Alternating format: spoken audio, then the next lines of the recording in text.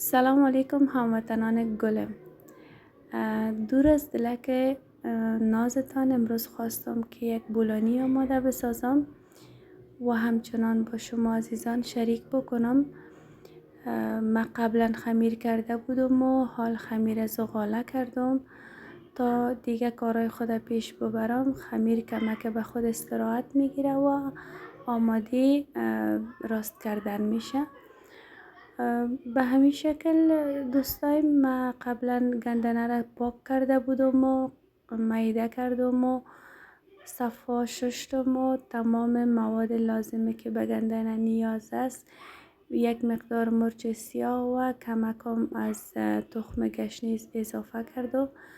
با یک مقدار از روغن مکسشان کردم و حال خمیرها را همچنان زغاله هایی که تیار کرده بودم راست کردم و ده همی خمیرهای خود گندنه پر کردم و با یک 4-5 دانه قبلا آماده کرده گذاشتم، چون باز وقتی که در پخته کردن شروع میکنیم تاوه زیادتر گرم میشه تا دیگهش آماده شوه. تاوه خواد سوخت و دودایش بلند خواد شد. از این خاطر یک چند دانه بیشتر آماده داشته باشین بهتر است.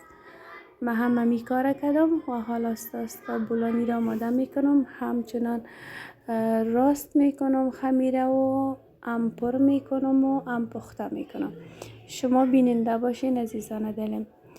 و قبل از اینکه بولانی آماده شوه، هموطنان گلم، خواهرای نازم، برادرای گلم، یک موضوع را یادآوری میکنم که قدر مادرکایتان بفهمین، چون مادر یک میوه بسیار کمیاب است.